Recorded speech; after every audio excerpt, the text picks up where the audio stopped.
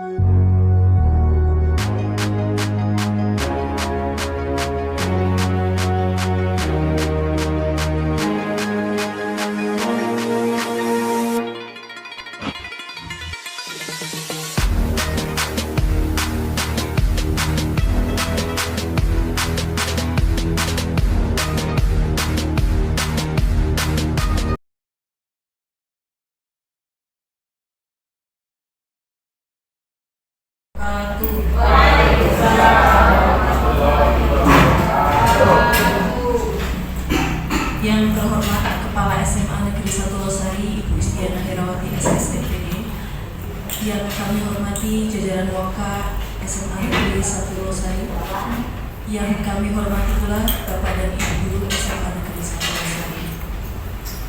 Puji syukur marilah senantiasa kita panjatkan kehadirat Allah Subhanahu wa Ta'ala yang telah melimpahkan rahmat dan karunia-Nya, sehingga pada hari ini Jumat 23 Agustus 2024 kita semua dapat berkumpul kembali dalam acara 1 jam bersama Kombel Semanlosku.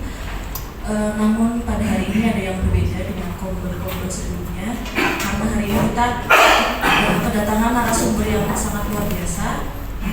Beliau jauh-jauh dari Madiun ke sini. Tadi naik kereta apa pesawat? Kereta malam. Kereta malam.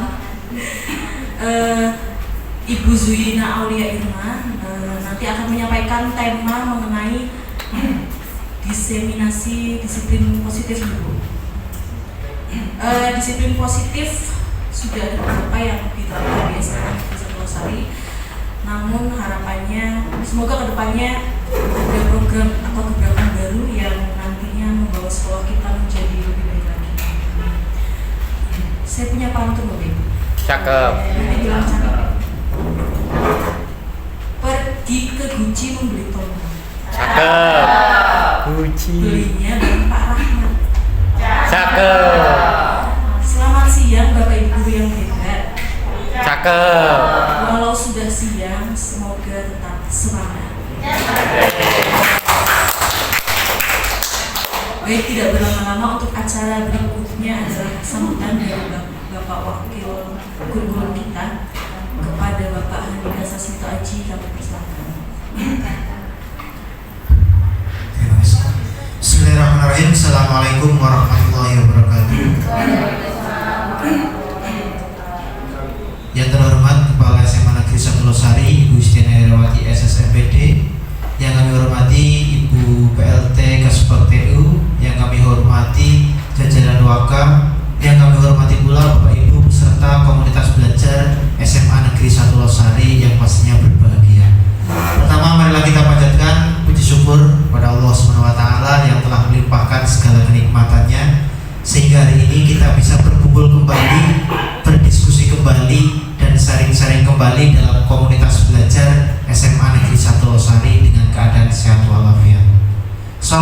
salam senantiasa kita curahkan kepada junjungan kita Nabi besar Muhammad SAW. Semoga kita semua mendapatkan syafaatnya di yaumul akhir. Amin ya rabbal alamin. Bapak Ibu yang kami hormati, terima kasih atas kehadirannya, atas partisipasinya. Hari ini kita bisa berkumpul lagi untuk kegiatan komunitas belajar kali ini.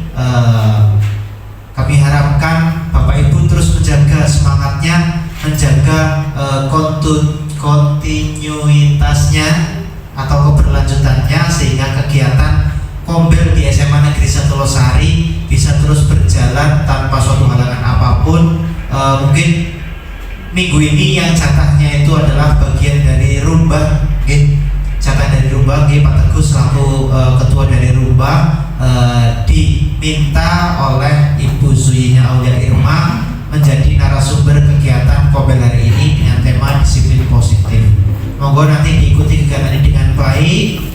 Untuk disiplin positifnya, syukur-syukur nanti Bu Zuyina sudah bisa memaparkan disiplin positif yang sudah dikawinkan dengan nilai atau nilai kebajikan hastalaku yang sudah kita tanamkan pada anak-anak kita.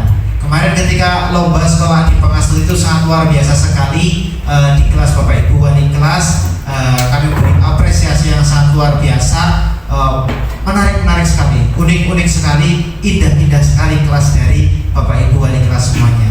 Dan di situ mungkin yang masih kurang tertempel itu adalah keyakinan kelas. Nah, Bapak Ibu mungkin sedikit melupakan itu, tetapi ada beberapa kelas yang sudah menempelkan keyakinan kelas, dan itu juga sudah ada atau masuk nilai-nilai kebajikan yang ada di hastalaku. Jadi mohon Bapak Ibu nanti ditingkatkan kembali. Tentang kita supervisi juga nanti kita masih fokus kebanyakan itu tentang disiplin positif. Jadi masih hampir sama dengan semester kemarin atau tahun ajaran yang lalu kita supervisi. Nanti insya Allah untuk supervisi kita laksanakan setelah P5, yaitu bulan September. Bulan September minggu kedua. Jadi mungkin minggu-minggu ini sampai minggu-minggu 1 bulan ini nanti kita akan membahas tentang praobservasi. Jadi Bapak Ibu mohon mempersiapkan bahan apa yang akan digunakan untuk praobservasi. Nanti apabila kalau filenya masih ada di Bapak Ibu, wordnya yang untuk mengisi lembar praobservasi lupa, nanti akan saya kirimkan lagi. Tetapi kami mohon Bapak Ibu ngapunten, nanti untuk isiannya mohon diisi dengan sesuai dengan apa yang akan ditampilkan di kelas dan apa yang akan kita observasi. Mungkin hanya itu saja. Nanti silakan dicermati penampilan dari Ibu Zuyina. Nanti Bu Zuyina juga ada nyanyinya, jadi nanti kita joget Bu Zuyina nyanyi. Mungkin hanya itu saja yang dapat kami sampaikan. Pantun ada, nggak punya pantun. Ibu Titian mantan kekasih. Cakep.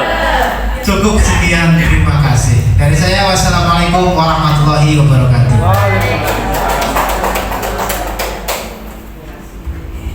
Baik, terima kasih Bapak Andika atas sambutan yang diberikan. Baik Bapak Ibu, langsung saja kita pada acara inti, yaitu pemaparan materi yang akan dibawakan oleh Ibu Zuyina Aulia Irma. Kepada Ibu Zuyina Aulia Irma, SPD kami persilakan. Terima kasih, izin berdiri nggih Bapak Ibu. Assalamualaikum warahmatullahi wabarakatuh. Waalaikumsalam warahmatullahi wabarakatuh. Berdiri saya di sini sekalian izin bahwa ini adalah kegiatan diseminasi saya terkait budaya positif. Budaya positif tentunya Bapak Ibu sudah pernah dan sudah tentunya berkali-kali mendengar tentang budaya positif ya Bapak Ibu. Beberapa dari materi pelatihan di IHT, beberapa dari Ibu Oti, Pak Andika, dan juga nanti dari saya.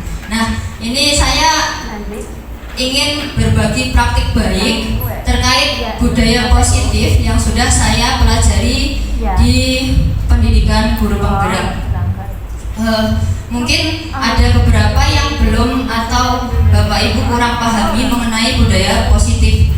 Nah, ini saya akan memaparkan budaya positif secara keseluruhan menurut yang saya pahami, Bapak Ibu. Terlebih dahulu sebelum ini saya ingin melihat konsentrasi dan semangatnya Bapak Ibu dengan sedikit ice breaking. Slide kedua, Bu. Nah, ini ice breakingnya berupa gambar. Dari gambar di sini, adakah dari Bapak Ibu yang bisa menemukan lebih dari 5 hewan yang ada di sini? Ya, saya. Bu Dwi sudah menemukan 5. Ada lagi, Bu, yang lebih dari 9. Oh ya, nah, monggo Bu Yayu, apa saja Bu hewannya, Bu? Tikus. Buaya. 9. Gajah 1, kemudian Ikan. Kura-kura. Buaya. kura-kura, Lumba-lumba. buaya, Gajah. ular, Tikus. lumba-lumba, tikus, Anjing. kucing, terus Capung bukan sih? ya anjing, terus Capung. ya nyamuk, ya. Nyamuk. Terus yang warna putih itu apa, Bu? Udah. Keledai, ya betul sekali, ya. Komandan nggak ada sih? Nah ini ya, Bu, ada lebih dari 5 ya. Dari 9. kura-kura, gajah, kemudian nyamuk, ada keledai, ada anjing, ada ular di bagian ekornya, kemudian ada kucing, ada tikus, ada udang di situ, dan ada Apa sih, Mos? buaya, lumba-lumba, dan ada kepala Lepet. burung juga. Terus ini apa Oh, tuh? itu udang, Bu. Oh, kura-kura. Ya, udang yang tambang gitu. Terus ada ikan. Ya. Berarti ibu-ibu semuanya dan bapak-bapak sudah fokus, guys. Sekarang kita lanjutkan apa sebenarnya budaya positif itu. Ya, budaya positif adalah sebuah nilai kebajikan yang menjadi keyakinan dan pada akhirnya akan menjadi karakter atau ciri khas dari sebuah komunitas atau lembaga. Kemudian konsep inti dari budaya positif nanti yang akan saya jelaskan ada 7, Ibu. Yang pertama, perubahan paradigma belajar, kemudian disiplin positif, motivasi perilaku manusia, kebutuhan dasar, posisi kontrol restitusi, keyakinan kelas, dan segitiga restitusi. Nah, sekarang kita mulai dengan perubahan paradigma belajar.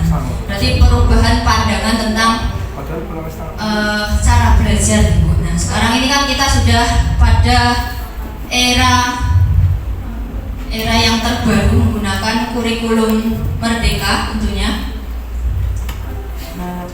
Dan pembelajarannya kita juga menggunakan paradigma baru.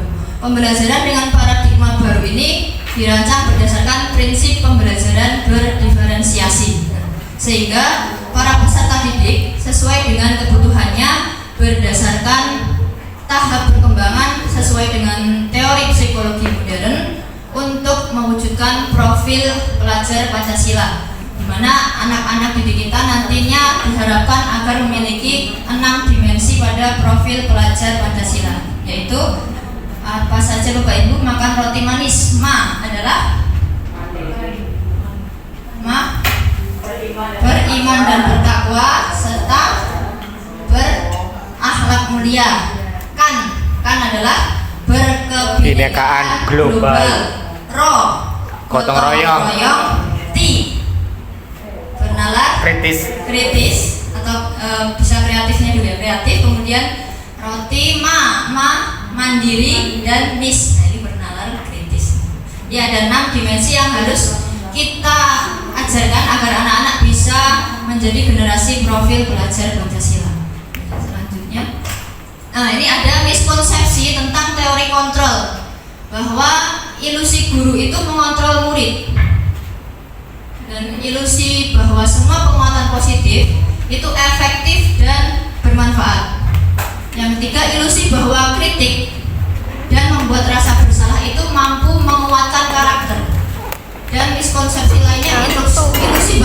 dewasa itu berhak memaksa. Nah, padahal miskonsepsi ya Bu, beberapa dari 4 ini itu sebenarnya tidak baik kita lakukan kepada anak didik kita.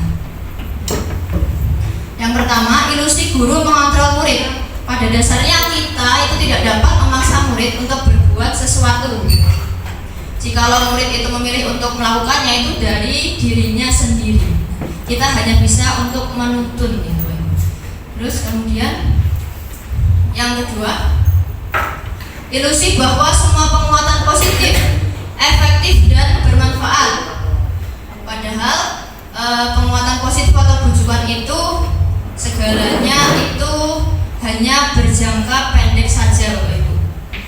Jadi kemungkinan itu beberapa lama kemudian murid-murid akan menyadari dan mencoba untuk menolak rujukan kita, karena penguatan positif itu termasuk penghargaan itu sebenarnya tidak bagus untuk anak-anak.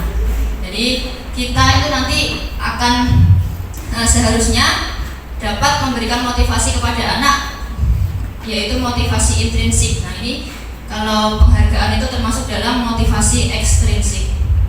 Selanjutnya, ilusi bahwa kritik dan membuat orang lain merasa bersalah dapat menguatkan karakter. Nah ini juga miskonsepsi. Sama ini juga termasuk dalam motivasi ekstrinsik. Karena dengan adanya kritik dan membuat anak merasa bersalah, nanti anak nantinya akan cenderung untuk tidak percaya diri lagi terhadap dirinya sendiri.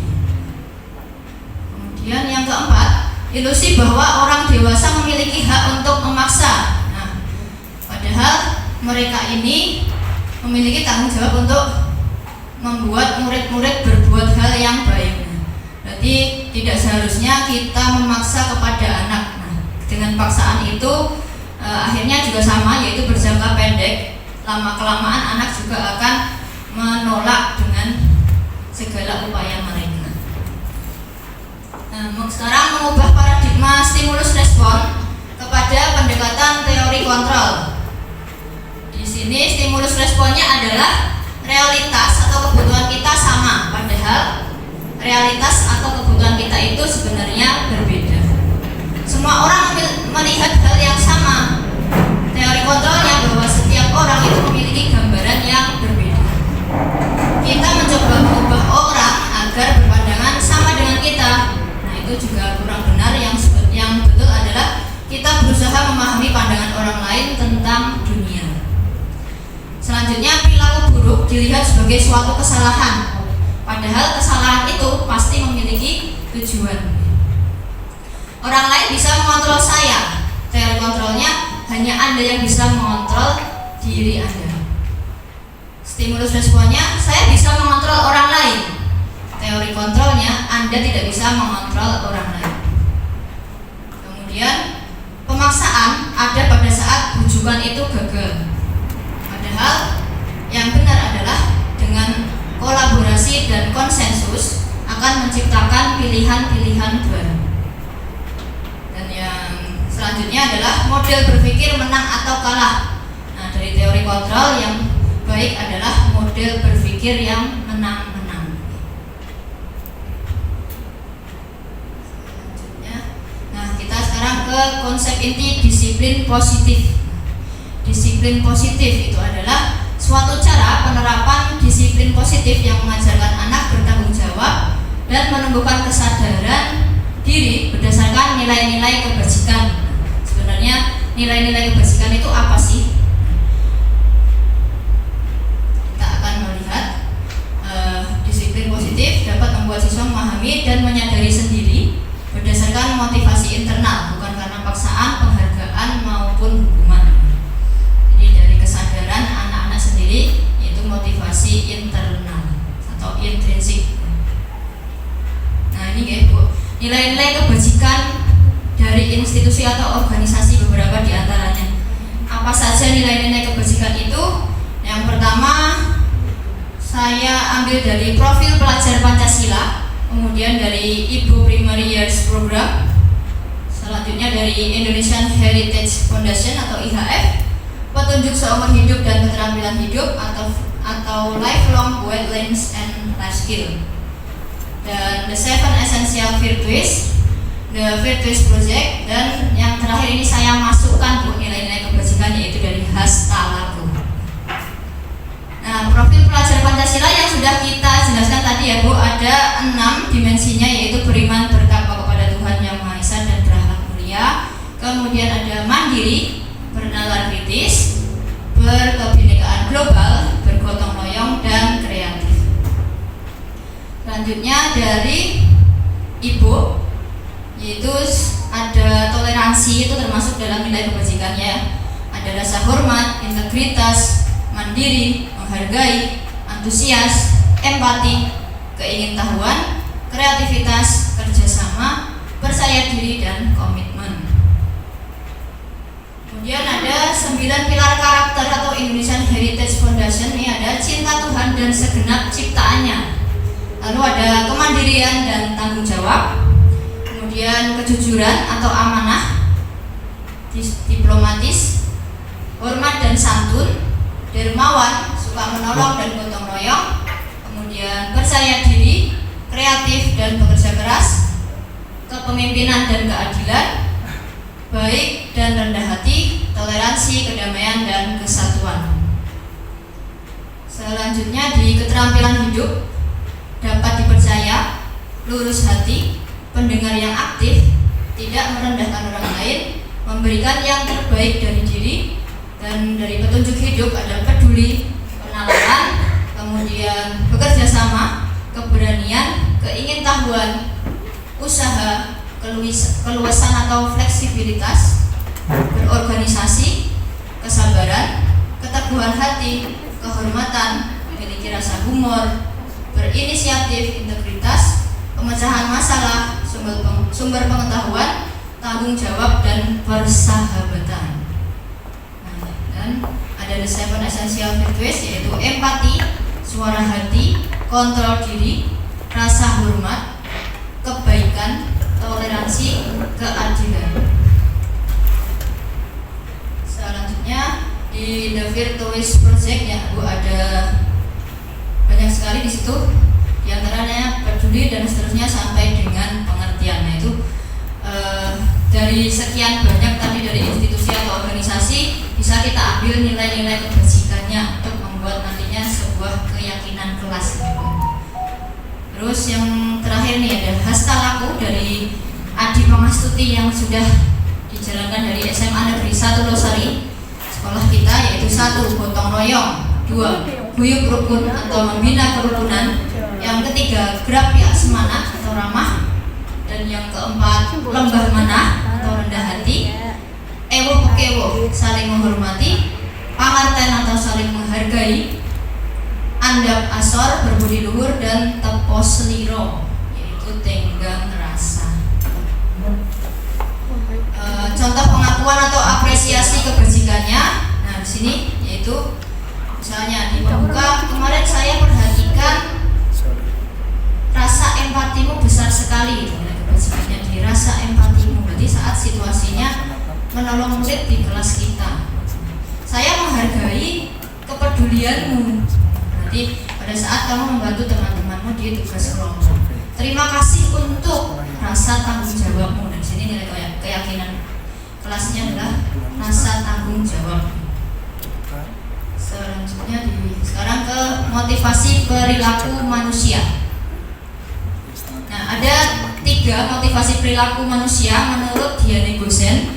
Yang pertama adalah untuk menghindari ketidaknyamanan atau hukuman, dan yang kedua untuk mendapatkan imbalan atau penghargaan dari orang lain, yang ketiga untuk menjadi orang yang mereka inginkan dan menghargai diri sendiri dengan nilai yang mereka percaya. Dari nomor 1 dan 2 itu termasuk dalam motivasi ekstrinsik, dan yang ketiga itu adalah yang lebih tepat, yaitu di motivasi intrinsiknya, jadi orang yang mereka inginkan dan menghargai diri sendiri dengan nilai-nilai yang mereka percaya. Nah sekarang kita akan belajar bersama tentang hukuman, konsekuensi, dan restitusi gitu Bapak Ibu. Perbedaannya itu apa sih?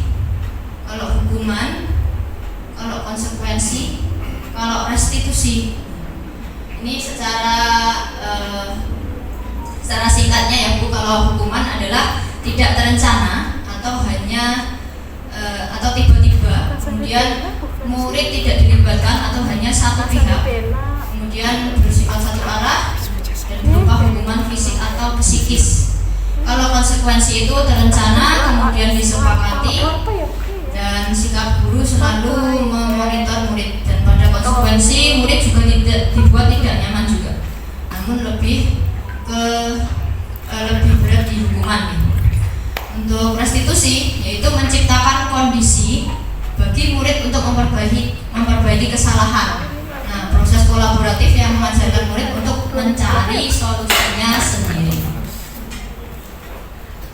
Untuk lebih jelasnya bisa dicek di selengkapnya, diklik dulu.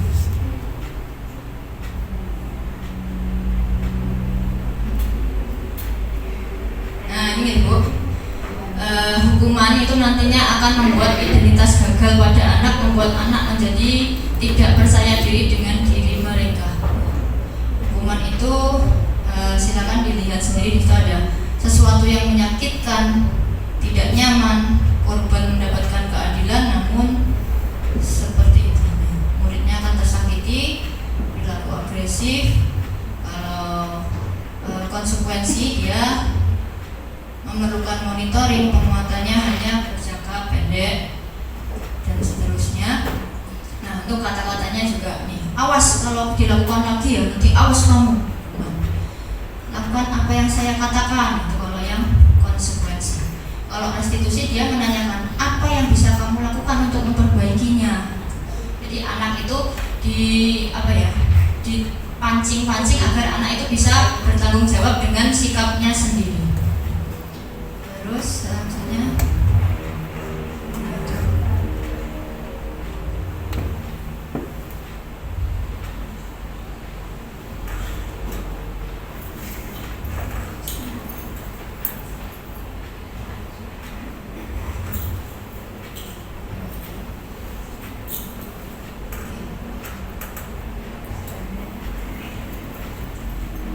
selanjutnya adalah ini Bu, ada 10 soal nih Bu, tentang apakah ini hukuman atau konsekuensi. Saya ingin tahu satu persatu. Kayaknya Pak Guno lagi ngantuk nih Pak.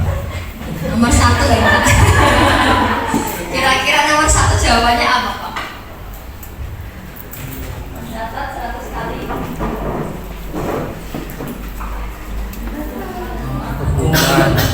Hukuman ya Pak. Mencatat 100 kali ya hukuman. Selanjutnya ini kita geser ini Bu Monica. Yes. Ari mengelilingi lapangan basket 2 kali karena terlambat hadir di sekolah. Hukuman.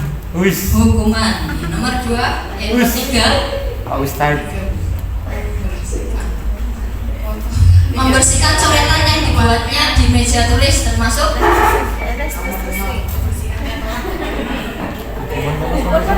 konsekuensi. Nomor 4, murid diminta push up 15 kali karena tidak menggunakan masker di sekolah. Hukuman. Nomor 5, menggantikan kertas tugas teman yang telah dicoret di Mas Fia. Konsekuensi ini. Udah ini. Berjemur di lapangan basket jam 12 siang karena mengobrol dengan teman. Hukuman. Ih, pinter teman Bu Dewi. Terus nomor 7, murid diminta bertelanjang kaki sepanjang hari karena tidak menggunakan sepatu warna hitam sesuai peraturan guru. Hukuman. Lanjut ke 8, berdiri di depan kelas sambil mengangkat satu kaki karena tidak bisa menjawab pertanyaan. Hukuman. Nomor 9, membersihkan tumpahan air di meja karena tersenggol pada saat belajar. Konsekuensi. 10, kehilangan 10 menit jam istirahat untuk mengerjakan tugas karena terlambat datang dan tertinggal pelajaran selama 10 menit. Konsekuensi. Sekarang kita lihat nomor 1 itu ya benarnya konsekuensi ya. Ya. Mencatat 100 kali dalam buku kalimat, saya tidak akan terlambat lagi. karena terlambat ke sekolah. Kalau lari mengelilingi lapangan karena terlambat itu hukuman, membersihkan coretan itu konsekuensi, diminta push up itu hukuman, menggantikan kertas konsekuensi, berjemur di lapangan hukuman, telanjang kaki hukuman, kemudian berdiri depan kelas itu hukuman ya. Ada yang nggak kelihatan. Membersihkan tumpahan air konsekuensi, kehilangan 10 menit juga konsekuensi gitu. Nah, konsekuensi. Kalau lari mengelilingi lapangan pada saat olahraga berarti apa Bu? Konsekuensi. Konsekuensi, bukan hukuman karena pada saat pelajaran olahraga. Ibu Dewi pintar Lanjut, ya. Bu. Nah sekarang kita ke kebutuhan dasar manusia. Kebutuhan dasar manusia itu ada 5 ya Bapak Ibu. Yang pertama adalah bertahan hidup, yang kedua kasih sayang dan rasa diterima, kebutuhan kebebasan, kesenangan dan penguasaan. Kalau bertahan hidup itu meliputi ada kesehatan, rumah, kemudian makan itu untuk bertahan hidup, dan juga kebutuhan biologis juga termasuk bertahan hidup. Ini kalau nggak biologis kayaknya gemas Bu. Oke, selanjutnya kasih sayang dan rasa diterima. Kebutuhan akan kasih sayang dan diterima oleh orang lain.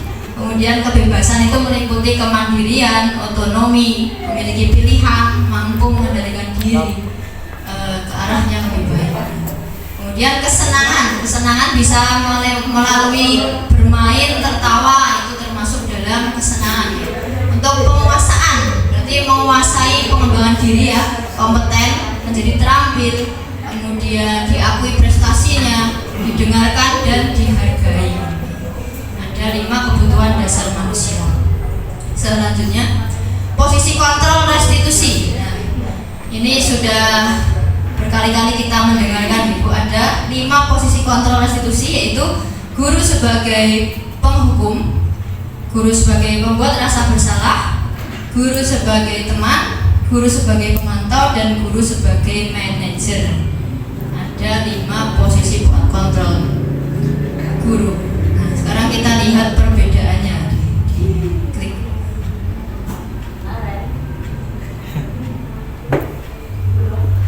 Klik. Klik.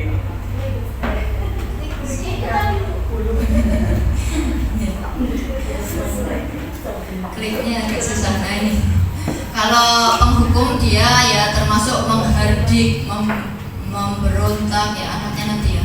Kalau gurunya menghardik, menunjuk-nunjuk, menyakiti, menyindir, itu termasuk penghukum. Kalau pembuat merasa bersalah, dia berceramah menunjukkan kekecewaan pada dirinya. Kalau teman, dia membuat seakan-akan dia itu temannya, alasan-alasan dengan muridnya. Kemudian kalau pemantau, dia menghitung dan mengukur berdasarkan aturan-aturan dan sebagainya. Kalau manajer, dia mengajukan pertanyaan-pertanyaan. Untuk anaknya nanti hasilnya kalau menghukum, anak akan memberontak, bisa mendendam dan menyalahkan orang lain. Kalau membuat orang merasa bersalah, akhirnya dia menyembunyikan kesalahan itu, bisa juga menghasilkan anak menjadi berbohong. Kalau sebagai teman, karena kita menganggapnya sebagai teman, jadinya anak itu akan bergantung terus kepada kita.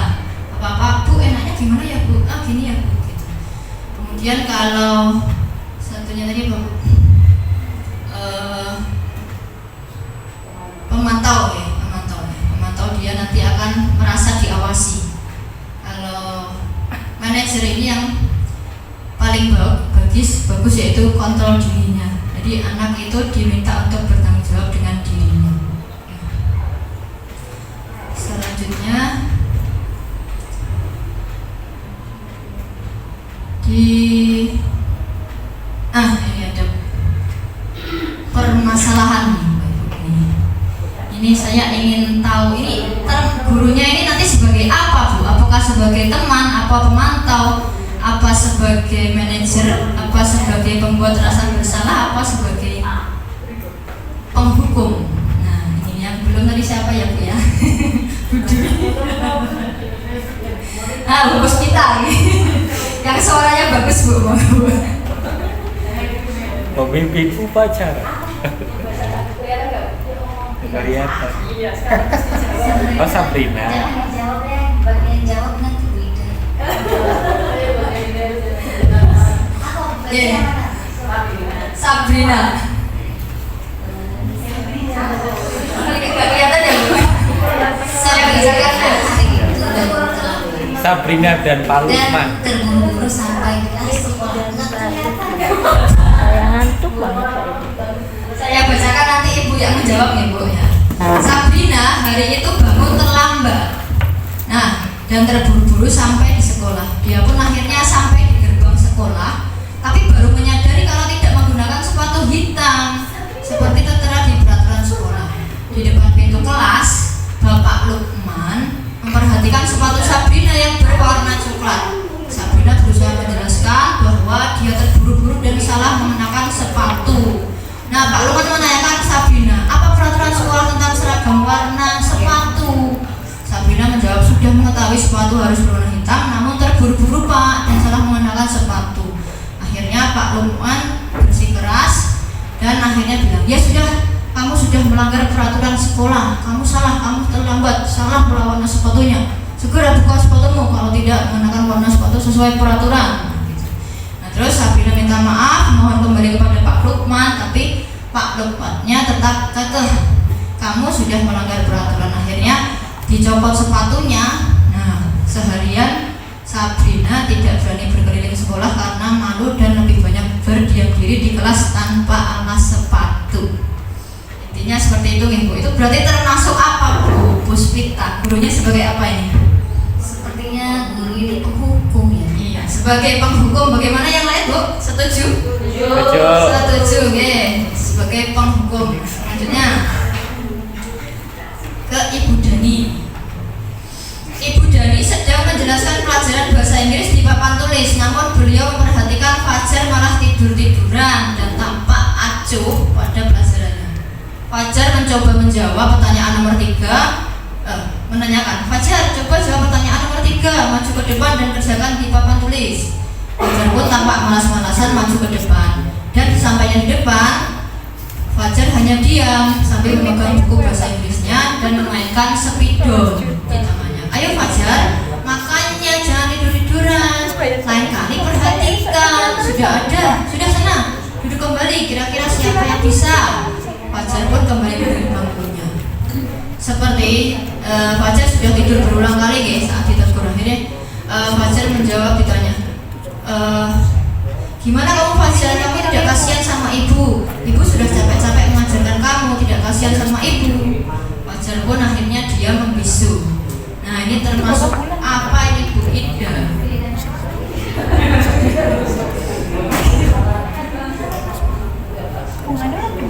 Gurunya sebagai apa Bu? Pengamat. Tadi ada 5 ya. Pengamat. Pemantau, manajer, membuat rasa bersalah dan satunya Mantau. penghukum. Ya, membuat rasa bersalah. Sekali. Nah, ini Fajar. Kata-katanya kalau membuat rasa bersalah ciri-cirinya seperti itu, Bu. Seperti menyalah-nyalahkan. Terus kamu itu bagaimana sih? Makanya jangan tidur-tiduran. Lain kali jangan gini, gitu. Nah, itu berarti dia membuat anak itu bersalah dengan sikapnya. Lanjut Bu, berarti sudah paham Ibu tentang 5 posisi kontrol. Sekarang kita ke keyakinan kelas. Nah, mengapa kok keyakinan kelas? Mengapa tidak peraturan kelas? Nah, ini ya. Ini sekarang kita jawab pertanyaannya dulu. Mengapa kita memiliki peraturan tentang penggunaan helm pada saat mengendarai kendaraan bermotor? Kenapa Bu? Kenapa kok harus pakai helm Bu? Untuk apa Bu? Keselamatan. Mengapa kita memiliki peraturan tentang penggunaan masker dan mencuci tangan? Biar sehat, untuk kesehatan, juga untuk keselamatan pada saat corona apalagi ya. Nah, dari antara keselamatan, kesehatan tadi itu adalah merupakan suatu keyakinan. Jadi nilai-nilai keselamatan, kesehatan itu disebut suatu keyakinan atau nilai kebajikan universal yang disepakati dari beberapa di antara tadi itu. Nah, jadi nilai kebajikan itu dinamakan dengan keyakinan. Selanjutnya Bu. Nah, Pada keyakinan kelas itu guru nanti berperan dalam mewujudkan terbentuknya keyakinan kelas ya, dengan adanya kesepakatan tentunya antara murid dan gurunya. Kemudian keyakinan kelasnya hendaknya itu dibuat dengan cara yang mudah dipahami kalimatnya, kemudian kalimatnya juga positif, serta harus diterapkan di lingkungan sekolah. Merupakan kalimat positif yang mudah dipahami, mudah diingat, dan mengandung nilai kebajikan tadinya. Nah ini sekarang selalu kembalikan buku ke tempatnya. Keyakinan kelasnya apa tadi yang belum Bu Ulfa ini kayaknya? Apa Bu? Nilai keyakinan kelasnya Bu?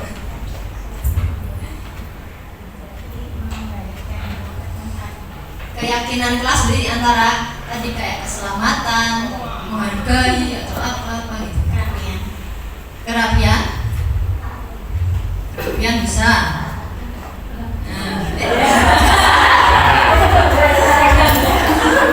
Ada contekan. Contekan warna hijau. Dilarang mengganggu orang lain, Bu. Tadi ngomong dilarang mengganggu orang lain apa Bu?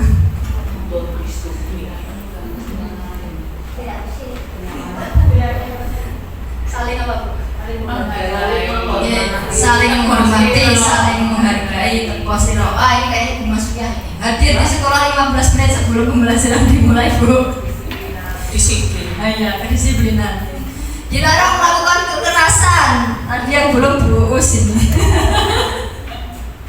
Oh, Bu. Kalau kekerasan nggak boleh apa berarti dilarang? Dengan keselamatannya.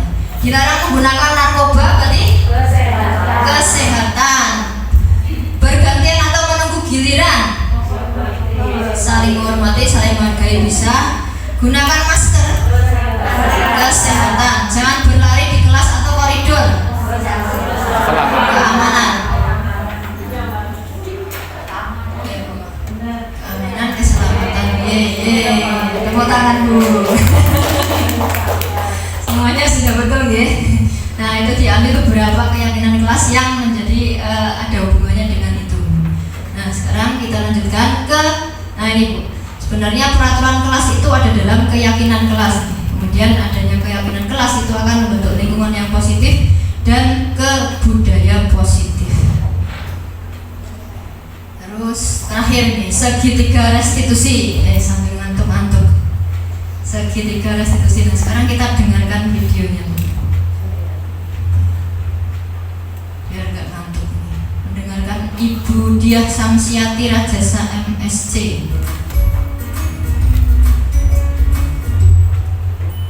Salam dan bahagia Ibu dan Bapak guru hebat.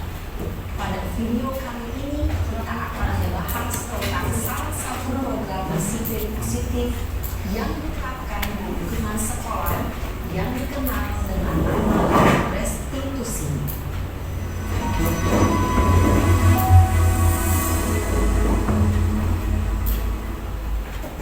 Restitusi dikembangkan oleh pakar pendidikan Diane Lawson berlandaskan pada teori kontrol Dr. William Gleason. Segitiga restitusi adalah suatu proses dialog yang dijalankan oleh guru atau orang tua agar dapat menghasilkan murid yang mandiri dan bertanggung jawab. Pada saat guru di posisi manajer, aspek yang dikembangkan pada murid adalah motivasi intrinsik, sehingga penanaman nilai-nilai kebajikan dapat tumbuh dan berkembang menjadi suatu kebiasaan positif yang akhirnya membentuk karakter murid. Proses dialog ini terdiri dari 3 langkah yang digambarkan pada ketiga sisi pada segitiga restitusi. Sisi pertama adalah menstabilkan identitas. Sisi yang kedua adalah validasi tindakan yang salah. Dan sisi yang ketiga adalah menanyakan keyakinan. Ibu dan Bapak guru, berikut ini akan ditunjukkan bagaimana seorang guru berada dalam posisi manajer menggunakan penerapan segitiga restitusi.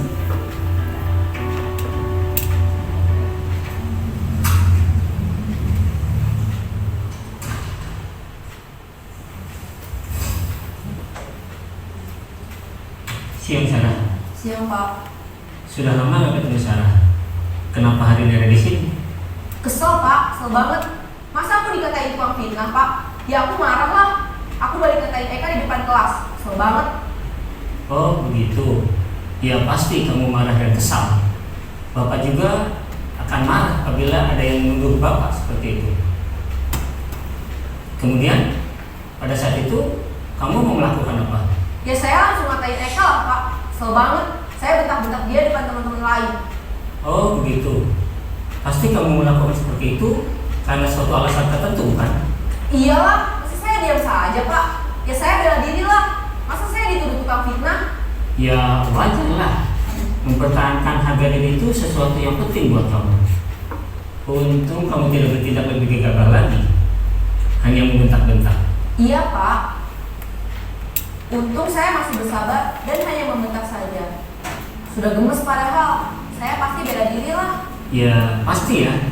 Tapi kamu memilih untuk tetap bertahan dan bersabar. Kamu memilih untuk tidak berbuat lebih parah lagi bukan? Iya. Nah, sekarang coba kita lihat lagi tindakan kamu yang bentak-bentak Eka di kelas. Tindakan kamu itu kira-kira sesuai dengan keyakinan kelas atau prinsip kamu tidak? Enggak lah Pak. Capek Pak jadi pemarah. Jadi keyakinan atau prinsip mana yang kurang sesuai dengan keinginan kamu? Ya, saya sebenarnya sangat menghargai orang lain. Mungkin saat itu saya menjadi emosi, jadi tidak menunjukkan sikap itu. Kamu meyakini tidak? Menghargai orang lain itu penting buat kamu.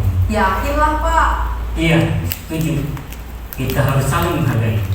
Namun, ada juga keyakinan yang kita sepakati yang perlu kita jalankan apabila kita sedang marah, bukan? Ya saya bisa lebih proaktif, mulai dengan diri sendiri. Saya bisa jadi lebih sabar, mengambil waktu jeda untuk berpikir mau apa selanjutnya. Kira-kira kamu bersedia memperbaiki masalah ini tidak? Bersedia Pak. Kalau kamu memperbaiki masalah ini, kamu akan menjadi orang seperti apa? Saya akan menjadi orang yang bertanggung jawab kali ya Pak. Dan senantiasa proaktif. Iya, menurut kamu bagaimana rasanya menjadi orang seperti itu? Ya nyaman lah, bangga bisa bersabar dan menahan diri. Baiklah kalau begitu. Yuk kita pikirkan bagaimana memperbaiki masalah ini.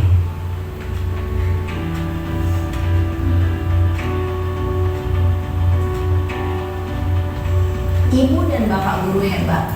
Baru saja kita menyaksikan contoh bagaimana seorang guru berada dalam posisi manajer menggunakan penerapan segitiga restitusi. Mari kita bahas satu persatu.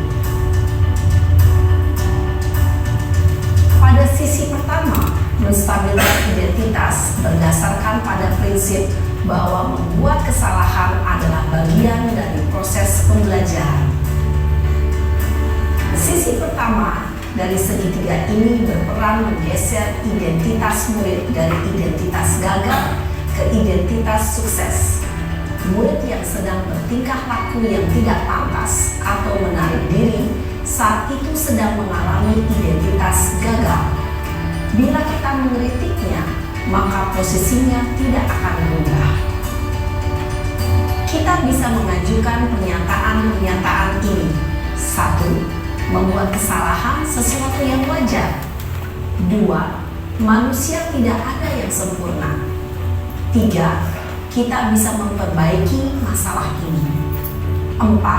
Saya tidak menanyakan kesalahannya. Saya lebih fokus bagaimana memperbaiki masalah ini. 5. Apakah saat ini kamu tengah menjadi orang yang baik untuk dirimu sendiri? Pada sisi kedua, validasi tindakan yang salah berlandaskan pada prinsip bahwa setiap perilaku berupaya memenuhi suatu kebutuhan tertentu. Guru yang telah memahami teori kontrol akan bergeser dari pemikiran stimulus respon menjadi proaktif dan mencoba untuk mengenali tujuan dari perilaku murid. Mengenali dan mengakui kebutuhan murid ini dapat memperbaiki hubungan dengan murid tersebut. Pernyataan atau pertanyaan bisa disampaikan dengan nada suara tidak menghakimi atau memojokkan, sehingga dapat mengembalikan murid pada posisi positif. 1. Kamu bisa saja bertindak lebih gegabah lagi dari ini. 2. Kamu bukan melakukannya tanpa suatu alasan tertentu. 3. Kamu melakukannya karena mempertahankan sesuatu yang penting bagimu. 4. Mungkin kamu bisa mempelajari suatu perilaku baru yang lebih efektif. Bersediakah kamu mempelajarinya?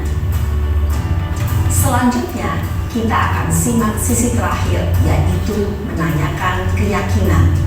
Teori kontrol menyatakan bahwa pada dasarnya kita termotivasi secara intrinsik. Pada saat perilaku yang salah telah divalidasi dan identitas sukses telah stabil, maka murid telah siap mengaitkan keyakinan-keyakinannya dengan tindakannya yang salah, dan pemikiran yang telah bergeser ini menjadi orang yang dituju. Pertanyaan-pertanyaan ini dapat mengaitkan keyakinan-keyakinan yang dianut murid. 1. Sebagai keluarga atau kelas, apa yang kita yakini? 2. Nilai-nilai apa yang telah kita sepakati? 3. Seperti apa gambaran sebuah kelas yang ideal bagi kami? 4. Kami ingin menjadi orang seperti apa?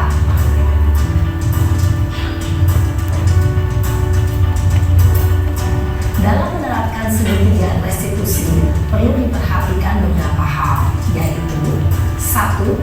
Perilaku yang salah perlu dikaitkan dengan nilai-nilai atau keyakinan-keyakinan yang telah disepakati atau dituju. 2. Kesediaan orang yang melakukan kesalahan untuk memperbaiki masalah.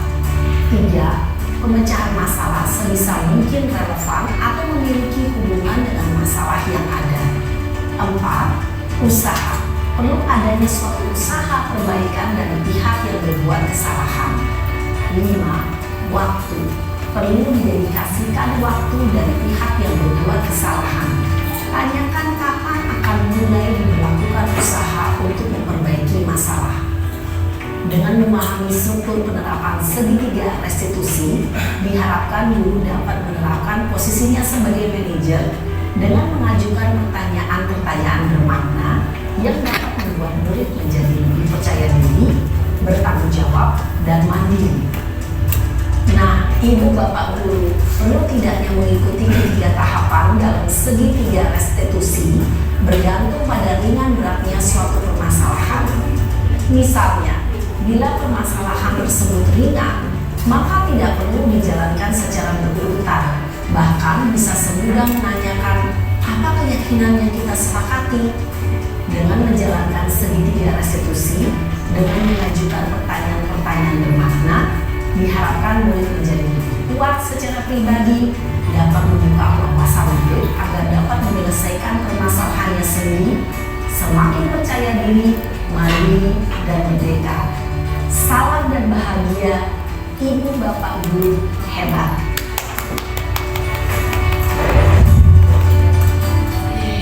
Nah, itu tadi adalah segitiga restitusi, Ibu. Ada 3 tahapan langkah dalam menerapkan segitiga restitusi. Yang pertama adalah Bu, menstabilkan identitas. 2, validasi tindakan yang salah. 3, menanyakan keyakinan. Nah, ini ada satu lagi cerita nih Bu, ini saya bacakan. Anto dan Dino sedang bermain bersama di lapangan basket dan tiba-tiba terlibat dalam sebuah pertengkaran adu mulut. Dino pun menjadi emosi dan mengadakan kontak fisik, menarik kemeja Anto dengan kasar sampai 3 kancingnya terlepas. Pada saat itu guru piket langsung melerai mereka dan membawa mereka ke ruang kepala sekolah. Ibu Suti sebagai kepala sekolah berupaya menenangkan keduanya, terutama Dino. Dino, sepertinya kamu saat ini sedang marah sekali. Mendengar itu, Dino pun mengalir bercerita tentang kekesalan hatinya. Ibu Suti pun melanjutkan bahwa membuat kesalahan adalah hal yang manusiawi, bahwa mempertahankan diri adalah hal yang penting. Namun meminta Dino memikirkan cara lain yang mungkin lebih efektif karena saat itu Dino berada di ruang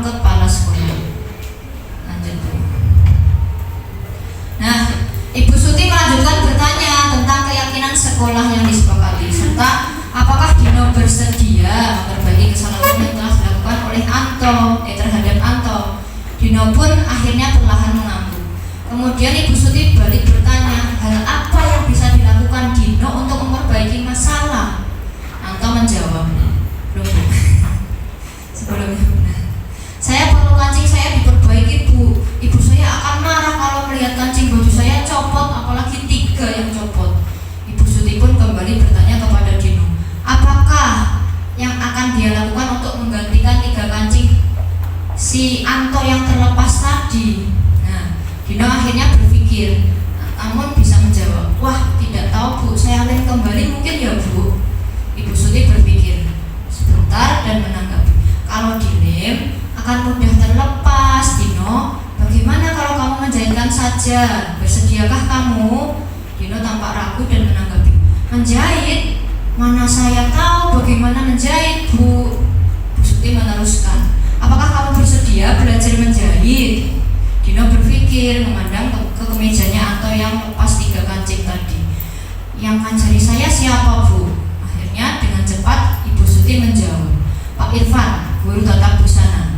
Terus Dino kembali diam sejenak memandang kemejanya Anto yang tanpa kancing. Akhirnya Dino mengangguk, tanda menyetujui, dan sepanjang siang Dino akhirnya belajar untuk menjahit dan memperbaiki kemejanya Anto.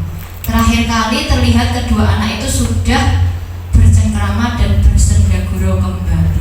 Nah, itu tadi tahapannya dari Ibu Suti yang menggunakan sebagai manajer gitu. Guru sebagai manajer menggunakan segitiga restitusi. Tahapan-tahapannya ada 3 langkah tadi.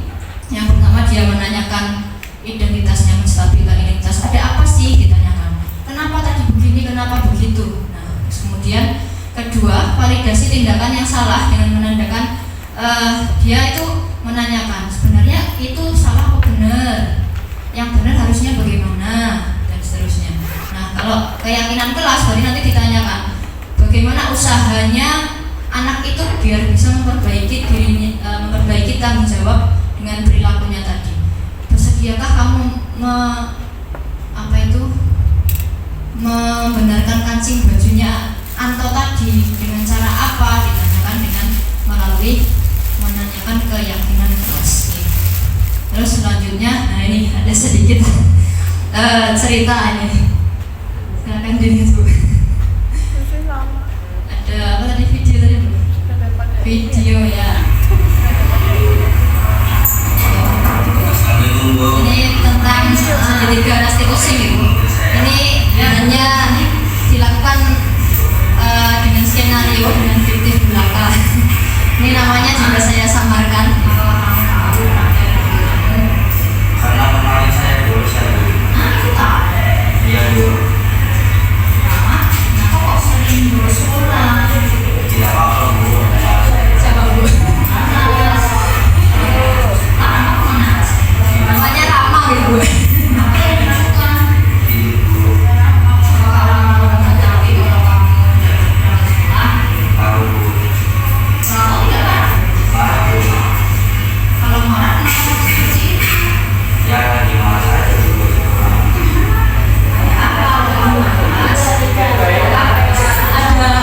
Polisi tidur.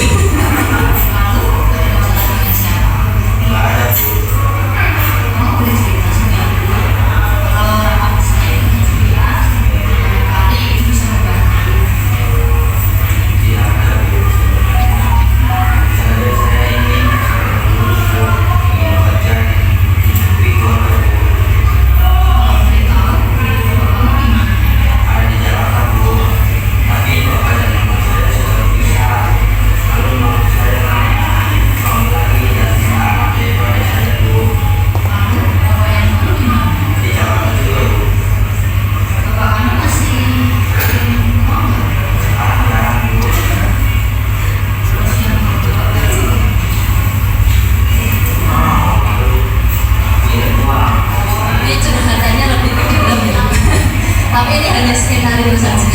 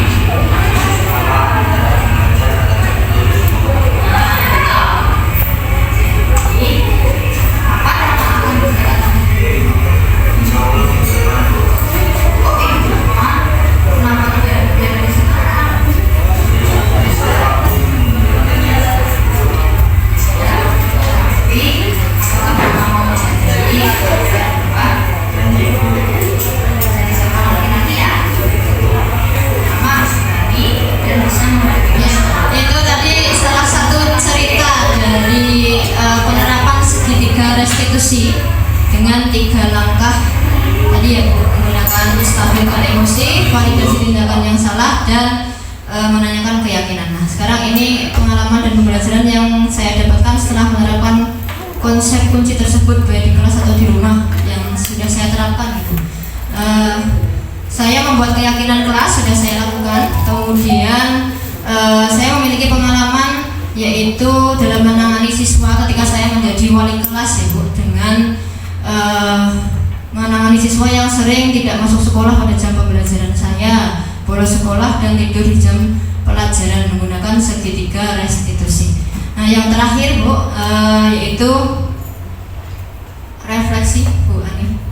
Kesimpulan dan refleksi. Nah, ini terakhir, kesimpulannya adalah bahwa ini Bu, disiplin positif itu ada beberapa diantaranya teori motivasi, 5 posisi kontrol, 5 kebutuhan hidup manusia, segitiga restitusi, ada juga nilai-nilai kebajikan dan paradigma pembelajaran yang baru. Nah, untuk kesimpulannya adalah bahwa kita hendaknya sebagai guru nanti dalam menangani masalah siswa itu menggunakan posisi manajer, menggunakan segitiga restitusi melalui 3 langkah tadi Bu. Dengan harapan kita itu sebagai manajer itu memberikan sistem among atau menuntun siswa sesuai dengan kodrat alam dan kodrat zamannya, karena kita itu tidak bisa memberikan pendidikan sesuai dengan ketika kita dulu bersekolah, karena kita sudah berbeda dengan anak-anak sekarang ya. Sesuai dengan kodrat alam mereka, yaitu mereka memiliki kemampuan atau keahliannya masing-masing, sehingga kita harus membedakan sesuai dengan individunya mereka. Kemudian sesuai kodrat zaman, berarti ya sesuai dengan sekarang, yang eranya sekarang kita menggunakan hal-hal yang modern atau hal-hal sesuai dengan zaman-zaman sekarang. Nah, kemudian nantinya murid-murid kita akan bisa menjadi insan yang mandiri, merdeka, dan bertanggung jawab. Dengan adanya segitiga restitusi tadi, siswa itu akan berkembang atau menjadi tanggung jawab sendiri, karena kita memberikan motivasi intrinsik kepada anak didik kita. Oke, terima kasih Bapak Ibu sudah mendengarkan diseminasi saya tentang budaya positif. Semoga apa yang sudah saya sampaikan tadi dapat bermanfaat kepada Bapak Ibu semuanya. Terima kasih. Maaf apabila saya salah dalam berkata. Akhirul kalam, billahi taufiq wal hidayah. Wassalamualaikum warahmatullahi wabarakatuh.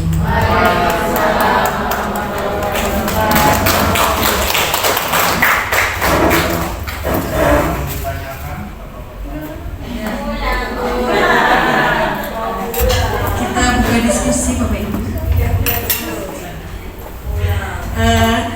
Terima kasih Bu Zul atas pemaparannya yang sangat jelas sekali. Bapak Ibu, semoga apa yang telah disampaikan Ibu Zul tadi bisa diterapkan di kehidupan sehari-hari, bahwa kita harus bisa memposisikan diri kita sebagai manajer ya Bu, sehingga bisa menjadikan siswa kita nantinya siswa yang merdeka, mandiri, dan bertanggung jawab.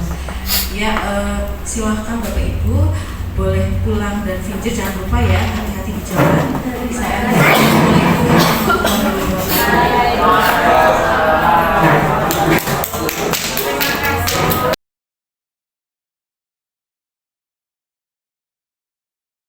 Saya Sugianto, fasilitator guru penggerak angkatan 10 untuk Kabupaten Pemalang. Saya paparan dari Bu Swi sangat mencerahkan, mudah dicerna, dan sangat interaktif, sehingga kami merasa ini adalah satu pemaparan atau diseminasi yang sangat bagus. Mudah-mudahan bisa menginspirasi teman-teman untuk mengikuti program guru penggerak di angkatan 12. Terima kasih. Terima kasih untuk Bu Sui yang sudah memaparkan materinya dengan budaya positif. Mudah-mudahan saya nanti bisa menerapkannya, terutama dalam segitiga restitusi. Terima kasih. Assalamualaikum warahmatullahi wabarakatuh. Saya Budi Haryati akan menyampaikan atau mengucapkan terima kasih kepada Bu Sui yang telah menyampaikan budaya positif. Saya sekarang berdiskusi tentang penerapan budaya positif untuk anak-anak di SMA Negeri 1.